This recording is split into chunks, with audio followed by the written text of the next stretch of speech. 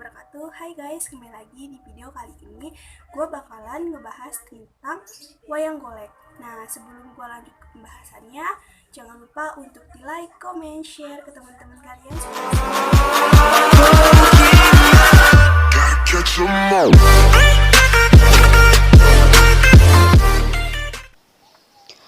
Wayang golek merupakan satu dari beragam kesenian wayang yang ada di Indonesia. Disebut wayang golek karena memiliki bentuk seperti boneka kayu yang diukir sedemikian rupa sesuai alur cerita. Di Jawa Barat, wayang golek lebih dikenal daripada wayang kulit atau wayang orang.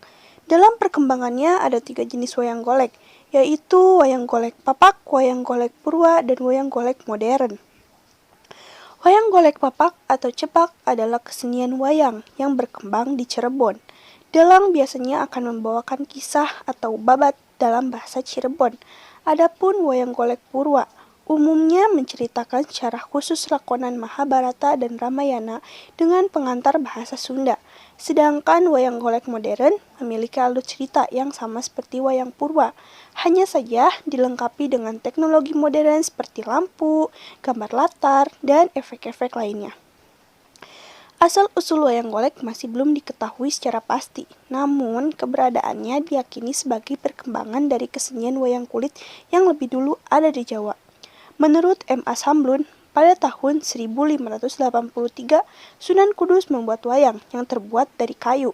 Maksudnya adalah agar bisa ditonton pada siang hari.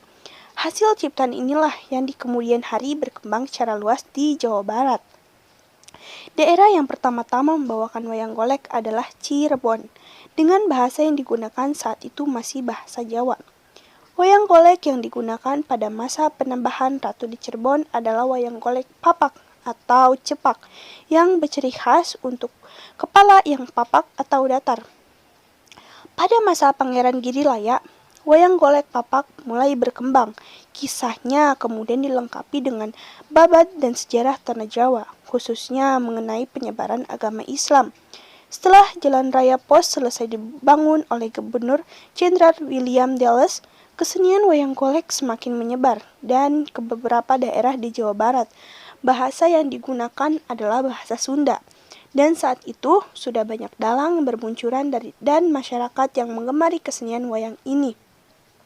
Kesenian wayang golek mencapai puncaknya pada masa pemerintahan Hindia Belanda.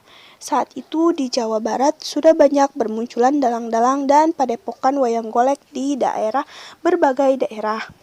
Setelah kedatangan Jepang 1942, kesenian wayang mulai dibatasi karena pemerintah Jepang membuat larangan untuk tidak berpesta melewati pukul 12 malam. Sedangkan pertunjukan wayang golek biasanya memakan waktu yang cukup panjang. Pada masa ini, orang-orang dipersulit untuk menyaksikan pagelaran wayang golek semalam suntuk. Banyak masyarakat kemudian mengajukan permintaan pada pemerintahan Jepang agar kesenian wayang golek ini bisa disiarkan melalui radio. Gayung bersambut. Jawatan Radio Jepang menyetujui permintaan tersebut. Dalang yang pertama yang menyatakan diri siap untuk mengisi acara wayang golek di radio adalah R.U. Prastasuwanda. Namun, masa siaran wayang golek ini pun dibatasi hanya 3 jam saja sehingga R.U. Prastasuwanda mencoba membuat wayang golek yang bisa dipentaskan tak lebih dari 3 jam. Dengan diilhami petunjuk sandiwara, ia kemudian menciptakan wayang golek modelan baru yang dikenal dengan wayang golek modern. Setelah kemerdekaan, kesenian wayang golek di Jawa Barat terus berkibar sampai tahun 1980-an.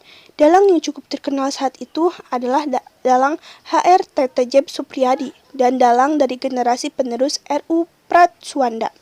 Perkembangan wayang golek dimulai tumbuh dengan lebih pesat setelah hadirnya dalang almarhum H.D. Ade Kosasih Sunaria dan Haji Asep Sunandar Sunaria. Sejak itu, wayang golek mulai mendapatkan tempat di hati masyarakat karena kreativitas pada dalang dalam membawakan lakon cerita.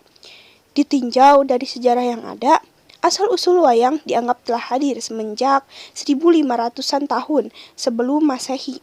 Wayang lahir dari para cendika nenek moyang suku Jawa di masa silam. Pada masa itu, wayang diperkirakan hanya terbuat dari rumputan yang diikat sehingga bentuknya masih sangat sederhana. Wayang dimainkan dalam ritual pemujaan roh nenek moyang dan dalam upacara-upacara adat. Semoga bermanfaat. Apabila banyak kesalahan dan masih banyak kekurangan, mohon dimaklum, masih ada hak belajar. Terima kasih. Wassalamualaikum warahmatullahi wabarakatuh.